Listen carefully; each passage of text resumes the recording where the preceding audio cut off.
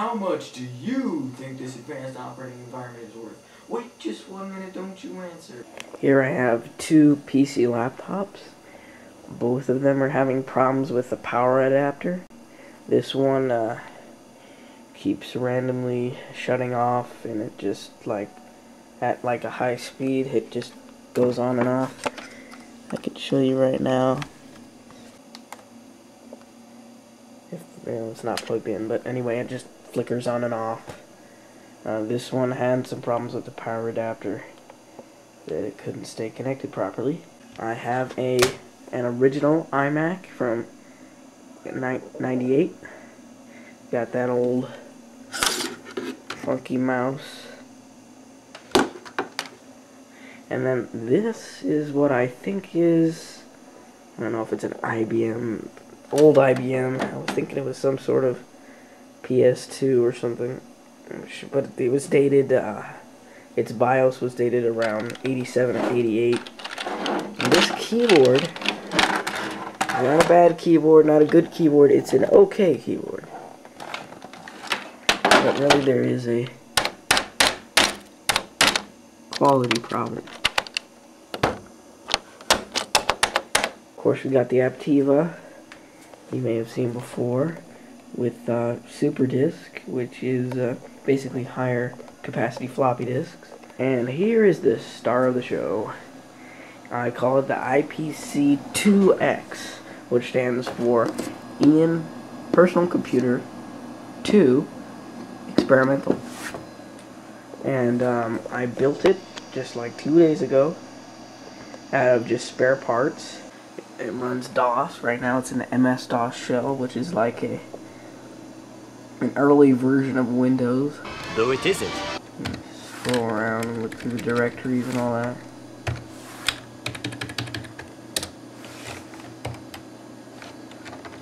And you just got DOS.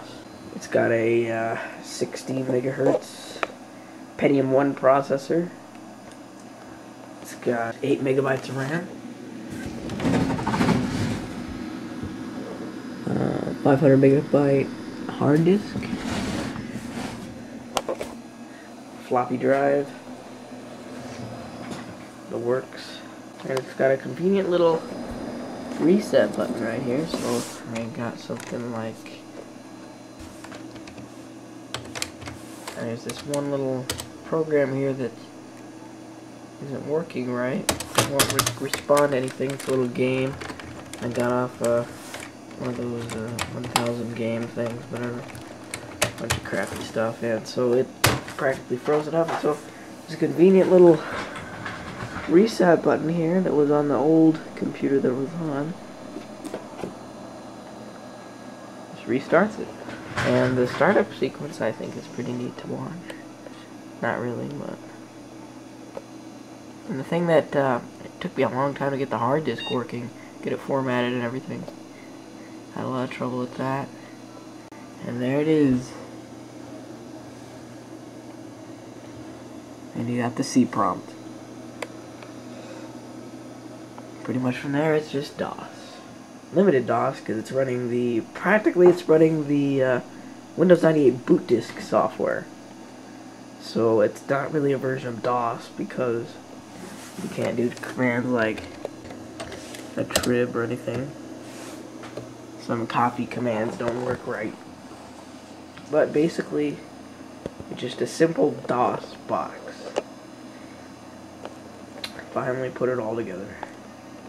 Used the Packard Bell motherboard, and it used a miscellaneous hard disk from another old computer. Used another different floppy disk from a whole other computer, and a bunch of other stuff. And now, see, this is pretty much a piece of crap, because this is just cardboard right here to have the front panel, because I mean it would look pretty ugly inside. And that's where the fan is. I put the fan there. See, the motherboard was originally designed for a flatbed desktop computer like that one. So it didn't quite fit in very well, and it didn't fit up with the screw holes in the motherboard didn't match up with the screw holes in the case. So there are twisty tied in. The motherboard is twisty tied to the case, and it's actually quite secure in there. And as you can see, I've already contacted Microsoft to give me a label to run their latest software. I don't have it quite installed yet, but I'm sure it'll run it just fine.